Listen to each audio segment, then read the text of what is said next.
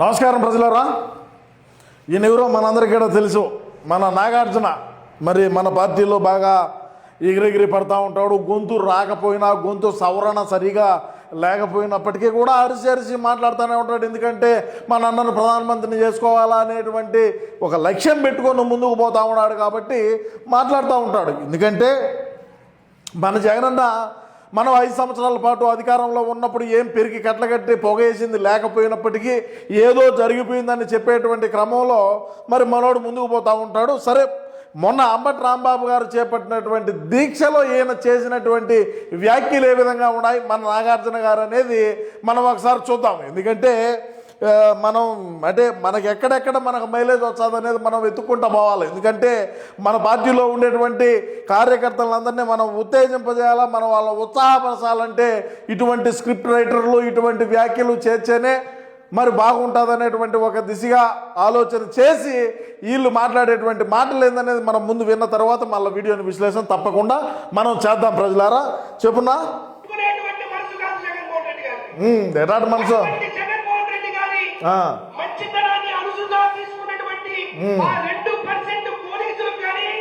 జగనన్న ఎంత మంచోడు అనేది ఏందనేది రాష్ట్రంలో ఉండేటువంటి ప్రజానికానికి అందరికీ తెలుసు. మరి అదేవిధంగా ఏదో ఆ 2% పోలీసు వాళ్ళకి కూడా అంటున్నాడు. మరి ఏదో విందాం ఒకసారి. 2% తెలుగుదేశం పార్టీ కార్యకర్తలు కానీ చెబుతున్నా ఈ పథకాలు ఇచ్చేటప్పుడు కులం చూడలేదు, మతం చూడలేదు, ప్రాంతం చూడలేదు. అన్ని పథకాలు ఇచ్చి అంత కరెక్ట్గా చేసి ఉంటే మనకు గ్యారా ఎందుకు వచ్చాయి? ప్రధాన ప్రతిపక్ష హోదా అయినా సరే మనకు వచ్చుండేది కదా. కులం చూడడం, ప్రాంతం చూడడం. వాయమ్మ నీ గుడుగాలా చూశారా చెప్పు.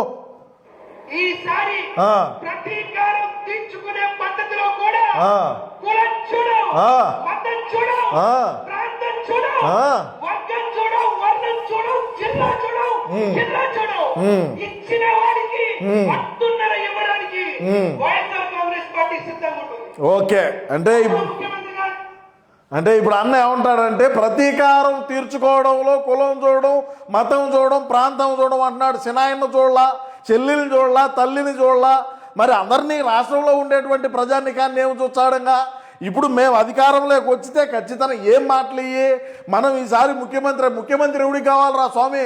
రాష్ట్రంలో ఉండేటువంటి ప్రజానికం అందరూ కూడా మన అన్న ఏ విధంగా ముఖ్యమంత్రి స్థానంలో ఉంటే ఎటువంటి పనులు చేస్తాడు, ఏ విధంగా అభివృద్ధి చేస్తాడు, ఏ విధంగా రాష్ట్రానికి పరిశ్రమలు వచ్చాయి, ఏ విధంగా రాష్ట్రంలో ఉండేటువంటి ప్రజానికం బాగుపడతారు, ఏ విధంగా వాళ్ళకు సంక్షేమం అందించాడు, ఏ విధంగా మహిళలకు భద్రత ఉంటుంది, ఏంది కథ, ఏంది కార్ఖానీ, మన అన్న ఏ విధంగా ఇరిగేషన్ ప్రాజెక్టులు కడతాడు, ఏ విధంగా రాజధానులు కడతాడు, ఏంది కథ, ఏంది కార్ఖానీ అని చెప్పి రాష్ట్రంలో ఉండేటువంటి ప్రజానికం అందరూ చూసినారు.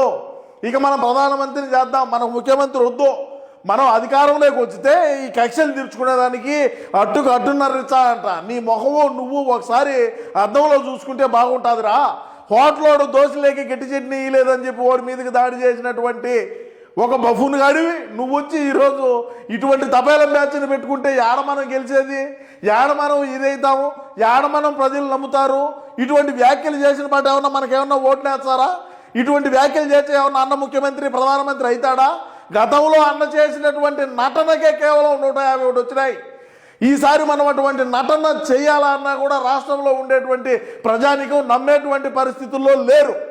గతంలో చెల్లొక దిక్కు తల్లొక దిక్కు రోడ్ల బడిగా తిరిగి అన్న 16 నెలల పాటు జైల్లో చెప్పకూడదు తినేటువంటి క్రమంలో వీళ్ళు రోడ్ల బడిగా తిరిగి పార్టీని బలోపేతం చేసి 151 ఒక్క అవకాశం అనేటువంటి నినాదంతో ముందుకు పోయి 151 స్థానాలతో మనల్ని ముఖ్యమంత్రిని చేశారు. అన్నను చేసిన నాటి నుంచి మొన్న దిగిపోయే వరకు కూడా ఏ విధమైనటువంటి కష్టాలు పడినారు రాష్ట్రంలో ఉండేటువంటి ప్రజానికం అనేది అందరికీ తెలుసు. ఈరోజు కూటమి ప్రభుత్వం అధికారంలోకి వచ్చి మనకు ప్రతిపక్ష హోదా కూడా లేకుండా పోయిన తరువాత ఈరోజు మనం గతంలో చేసినటువంటి అవినీతి అక్రమాలు ఏదైతే అక్రమార్జనగా మనం ఫలాంది ఒకటి పెట్టుకొని మనం ఏ విధంగా డబ్బులు సంపాదించినాం, ఏ విధంగా ఏంది కథ అని చెప్పి ఒకసారి ఆలోచన చేసుకొని వాటినన్నింటినీ బయటకు తీసి ఈరోజు ఈ కూటమి ప్రభుత్వం కేసులు కట్టి వాటిని విచారించటము, చట్టపరమైనటువంటి చర్యలు తీసుకొని ఏంది కథ అని చెప్పి రాష్ట్రంలో ఉండేటువంటి ప్రజానికానికి చెప్తున్నారు. ఎవరైతే చట్టాన్ని ఉల్లంఘించి పనులు చేస్తున్నారో వాళ్ళు జైలు పాలు కూడా అవుతున్నారు. అది ఇప్పుడు కక్ష. దానికి మా నాన్న ముఖ్యమంత్రి అయిన తర్వాత కులం చూడడం, మతం చూడడం, ప్రాంతం చూడడం, జిల్లా చూడడం, మహిళలను చూడడం, పోలీసులను చూడడం, ఐఏఎస్లు చూడడం, ఐపీఎస్లు చూడడం, ఇంట్లో సినాయిని చూడడం, తల్లిని చూడడం, చెల్లిని చూడడం, ఎవరిని ఇక్కడ చూడడం అని చెప్పి ఈరోజు ఈ హౌలే గారి చేత హౌలే మాటలు మాట్లాడిస్తున్నారు.